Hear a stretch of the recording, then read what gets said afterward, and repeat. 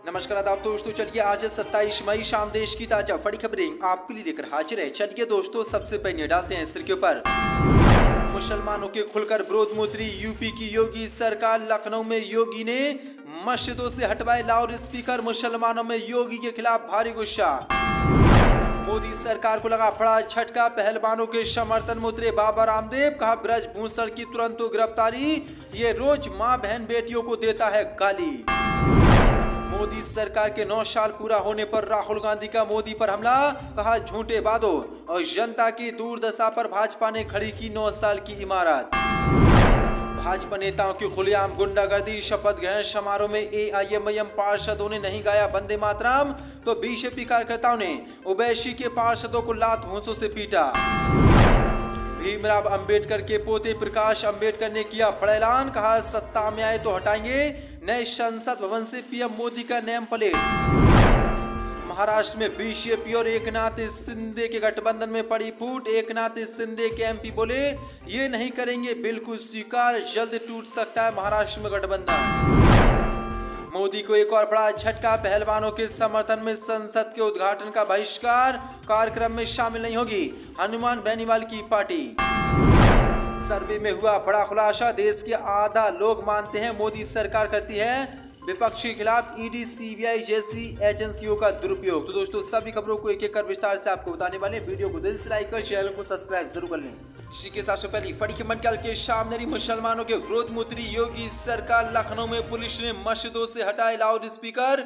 मुसलमानों में भाजपा के खिलाफ भारी गुस्सा। दरअसल आपको बता दें, उत्तर प्रदेश की योगी सरकार अब खुलकर मुसलमानों के विरोध में उतरी है। दरअसल आपको बता दें, उत्तर प्रदेश के सीएम योगी के आदेश के बाद अब लखनऊ पुलिस ने मस्जिदों से लाउड स्पीकर हटवाना शुरू कर दिया है। दरअसल आपको बता दें, लखनऊ की विलाली मस्जिद में पुलिस ने इमाम साहब और मुसलमानों से जबरन लाउड स्पीकर हटवाए हैं, जिसके बाद मुसलमानों में भारी गुस्सा है। मुसलमानों ने पुलिस से मना किया कि हम कम आवाज में अजान लगाते हैं और किसी से इसको कोई दिक्कत नहीं है, लेकिन इसके बावजूद भी पुलिस ने बड़ी कार्रवाई मुसलमानों पर की है और विलाली मस्जिद से लखनऊ में लाउड स्पीकरों को हटवा दिया है, जिसके बाद मुसलमानों में योगी के खिलाफ भारी गुस्सा है। इसी के साथ बड़ी खबर के सामने रही। मोदी सरकार को लगा बड़ा झटका। पहलवानों के समर्थन में उतरे बाबा रामदेव। कहा ब्रजभूषण की तुरंत गिरफ्तारी, रोज मुंह उठाकर मां बहन बेटियों को लेकर करता है बकवास। दरअसल आपको बता दें,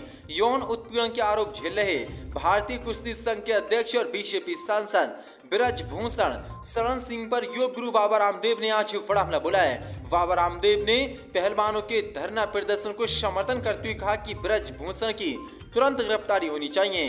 बाबा रामदेव ने कहा कि देश के पहलवानों का जंतर मंतर पर बैठना और कुश्ती संघ के अध्यक्ष पर यौन उत्पीड़न के आरोप लगना, ये बहुत ही शर्मनाक बात है। बाबा रामदेव ने कहा कि ब्रजभूषण रोज मुंह उठाकर बार बार मां बहन बेटियों के लिए बकवास करता है, ये बहुत ही निंदनीय कार्य है, पाप है। ऐसे लोगों को मोदी सरकार तुरंत जेल में डाले। जो तो बड़ी अपडेट है। मोदी सरकार के 9 साल पूरा होने पर राहुल गांधी का हमला। कहा झूठे वादों और जनता की दुर्दशा पर भाजपा ने खड़ी की 9 साल की इमारत। दरअसल आपको बता दें, कांग्रेस के पूर्व अध्यक्ष राहुल गांधी ने प्रधानमंत्री मोदी के नेतृत्व वाली केंद्र की बीजेपी सरकार के 9 साल पूरा होने पर मोदी पर आज जोरदार हमला बोला है। राहुल गांधी ने आरोप लगाया कि प्रधानमंत्री मोदी को महंगाई, नफरत और बेरोजगारी जैसी नाकामियों की जिम्मेदारी लेनी चाहिए। राहुल गांधी ने दावा किया कि भारतीय जनता पार्टी ने झूठे वादों और जनता की दुर्दशा पर 9 साल की इमारत खड़ी की है। जो बड़ा हमला राहुल गांधी ने प्रधानमंत्री मोदी पर यह बोला है। इसी के साथ बीजेपी नेताओं की खुलेआम गुंडागर्दी। शपथ ग्रहण समारोह में एआईएमआईएम पार्षदों ने नहीं गाया वंदे मातरम, तो बीजेपी कार्यकर्ताओं ने ओवैसी के पार्षदों को लात घूंसों से पीटा। दरअसल आपको बता दें, बीजेपी नेताओं की आज खुलेआम गुंडागर्दी सामने आई है। दरअसल आपको बता दें, यूपी के मेरठ जिला स्थित चौधरी चरण सिंह विश्वविद्यालय के नेताजी सुभाष चंद्र बोस प्रेक्षण गृह में शुक्रवार को मेयर सहित निगम और नगर पंचायत का शपथ ग्रहण समारोह था। शपथ ग्रहण समारोह वंदे मातरम से शुरू हुआ, जिसका अशुद्ध यूनिवर्सिटी की पार्टी एआईएमआईएम के सदस्यों ने विरोध किया। दरअसल आपको बता दें, एआईएमआईएम के सदस्यों ने कहा कि राष्ट्रगान गा लेंगे, भारत जिंदाबाद बोल देंगे लेकिन वंदे मातरम नहीं बोलेंगे। जिसके बाद बीजेपी कार्यकर्ताओं ने जमकर अशुद्ध यूनिवर्सिटी के पार्षदों की पिटाई की है। अशुद्ध यूनिवर्सिटी के पार्षदों ने इसके बाद बड़ा बयान दिया है। उन्होंने कहा कि ये प्रोग्राम बीजेपी का नहीं है, ये मेयर और पार्षदों का है। जितनी भी बीजेपी की गुंडागर्दी हुई है वो सब जिलाधिकारी और पुलिस अधिकारियों की मौजूदगी में हुई है। अभी तो ये शुरुआत है, आगे ये लोग क्या करेंगे ये किसी को नहीं पता। जो सो बड़ी अपडेट है किस तरह से अशुद्ध यूनिवर्सिटी के पार्षदों ने वंदे मातरम नहीं गाया तो बीजेपी कार्यकर्ताओं ने पार्षदों की पिटाई की है। इसी के साथ पढ़िए मंडल के स्वामी प्रकाश अंबेडकर का बड़ा ऐलान, कहा सत्ता में आए तो हटाएंगे नए संसद भवन से पीएम मोदी का नाम प्लेट। दरअसल आपको बता दें, प्रकाश अंबेडकर ने मुंबई के मांडू में रैली को संबोधित करते हुए आज बड़ा ऐलान किया है। उन्होंने कहा कि वंचितों के बिना कोई सत्ता में नहीं आ सकता। सत्ता चाहिए तो वंचितों, दलितों, शोषितों का साथ जरूरी है। हम सत्ता में आए तो नए संसद भवन से पीएम मोदी का नेम प्लेट हटाएंगे और नए संसद भवन का फिर से उद्घाटन कराएंगे। उन्होंने कहा कि लोकसभा चुनाव के बाद बीजेपी की सत्ता गई और हमारी सत्ता आई तो संसद भवन का फिर से उद्घाटन करेंगे। राष्ट्रपति द्रौपदी मुर्मू के हाथों उद्घाटन करवाएंगे। प्रधानमंत्री मोदी के नाम की संसद में नेम प्लेट भी हटाएंगे। पीएम मोदी प्रसिद्धि के भूखे हैं। उद्घाटन के शिलापट पर उन्हें बस अपना नाम अंकित करवाना है। वंचित बहुजन अखाड़ी की ओर से मुंबई के मांडू में रैली को संबोधित करते हुए प्रकाश अंबेडकर ने ये बड़ा बयान दिया है। दरअसल आपको बता दें 28 मई को पीएम मोदी के हाथों नए संसद भवन का उद्घाटन किया जाना है, जिसका 20 विपक्षी दलों ने बहिष्कार किया है। जिसके बाद अब अंबेडकर ने भी ये बड़ा ऐलान कर दिया है कि सत्ता में आए तो पीएम मोदी का नेम प्लेट हटाएंगे और फिर से इस संसद भवन का राष्ट्रपति द्रौपदी मुर्मू से उद्घाटन करवाएंगे। इसी के साथ पढ़िए मंडल के महाराष्ट्र में बीजेपी और शिंदे गुट के गठबंधन में पड़ी फूट। एकनाथ शिंदे के एमपी ने भाजपा से कहा ये बात नहीं करेंगे स्वीकार। दरअसल आपको बता दें अगले साल होने वाले लोकसभा चुनाव को लेकर महाराष्ट्र में जबरदस्त हलचल देखने को मिल रही है।